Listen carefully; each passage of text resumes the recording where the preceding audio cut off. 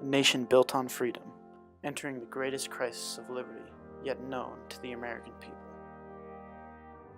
Tensions rising over slavery and its unavoidable consequences. One man's idea, prolonging the inevitable. A desperate attempt to prevent a war. The Compromise of 1850, a final attempt for peace. There were many factors that led to the Compromise of 1850, beginning with the Mexican-American War and California's bid to become a free state of the Union. The Mexican-American War lasted from 1846 to 1848, resulting in American victory and a large gain of land for the United States. The territory of New Mexico and the state of Texas each believed that they had more claim to the land than the other. New Mexico was battling Texas in a political dispute over where the boundary lines would lie and who would hold the largest section of land won in the war. The citizens of both states went to the federal government seeking a solution, but for the time being were left to decide for themselves. California applied to become a free state in 1849. The representatives of the southern states were unhappy with this, as they felt it would upset the balance in Congress of the free to slave states. Slavery was a growing issue in the country. Some of the most hostile relations took place in the nation's capital. A common practice in the District of Columbia was the slave trade, which was looked down upon by the anti-slavery supporters of the North. The slave trade included the buying and selling of men, women, and children who were thought to be less than human. Tensions were on the rise, and a solution had to be reached. A senator from Kentucky came forward and proposed his ideas on how to solve the nation's growing issues. Henry Clay was born on April 12, 1777, in Hanover County, Virginia. He was the seventh of 9 children to Reverend John and Elizabeth Hudson Clay. He moved to Lexington, Kentucky in 1797, where he opened his first law practice.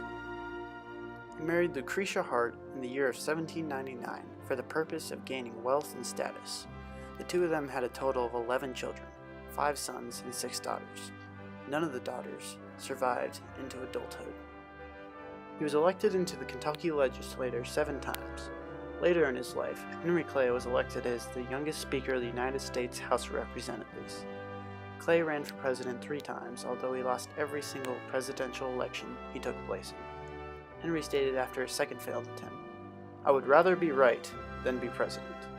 As tensions rose, Senator Clay took on the burden of finding a solution for America's conflict over slavery. He initially wrote one bill that included a series of solutions for the troubles of the nation. This bill was killed. Clay decided to split the bill into 4 and allowed Congress to vote separately on them. The Compromise of 1850 is now known as a series of laws that soothed the flaring tempers of both the North and the South. One of the bills declared that California would be admitted as a state of the Union, and they were granted the decision to choose whether to be a free or a slave state.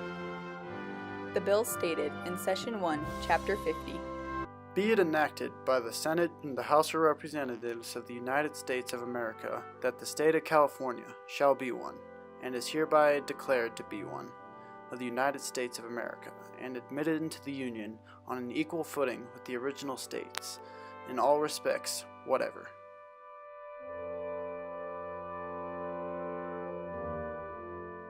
As described earlier, the land dispute of Texas and New Mexico had to be determined. It was agreed that the boundary of Texas would be 100 degrees west of Greenwich and would run west to 103 degrees west from Greenwich. Texas surrendered their military supplies to the federal government, and New Mexico gained the land which it holds claim to today.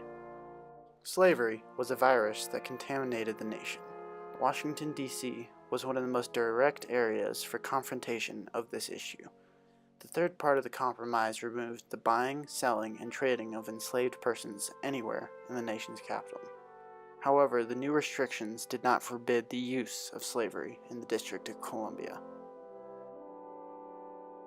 In 1793, Congress passed the first version of the Fugitive Slave Act.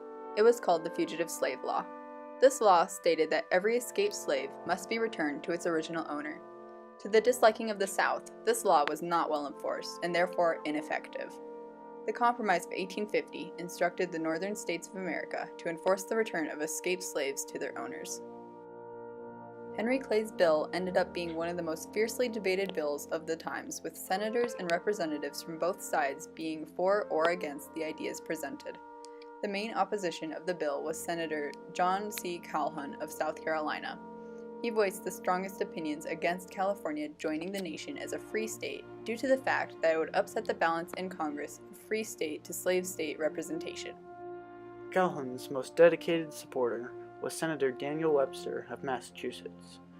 Webster gave many public speeches against the compromise to rally citizens and gain more support for his side. It was also opposed by President Zachary Taylor. However, he died on July 9, 1850 from the stomach flu. Vice President Millard Fillmore was in support of the compromise. Once Fillmore obtained office, Clay had the support he needed to get his ideas into bills. Although Clay is given credit for writing the compromise, Senator Stephen A. Douglas of Illinois was a brilliant individual who decided to split the bill into smaller, more direct parts after it was killed as a whole in the initial attempt to become a law. He also led the debates of the compromise while Henry Clay was absent during sickness. He split the bill to allow Congress to debate and vote on more specific parts of it. Each bill passed and became a law. And then Stephen A. Douglas, who kind of brought this thing across the finish line. And Stephen A. Douglas, who is perhaps more famous for his involvement in the 1860 presidential election, provided essentially the most important addition to the compromise, and that was parsing it out into 5 different parts as opposed to the initial sort of omnibus version proposed by Mr. Clay. In conclusion, the Compromise of 1850 was a failed attempt to stop the major conflict that would become known as the American Civil War. It also prolonged the years that slaves were left enslaved by their owners, as was seen by the fact that the war wouldn't begin for another 10 years.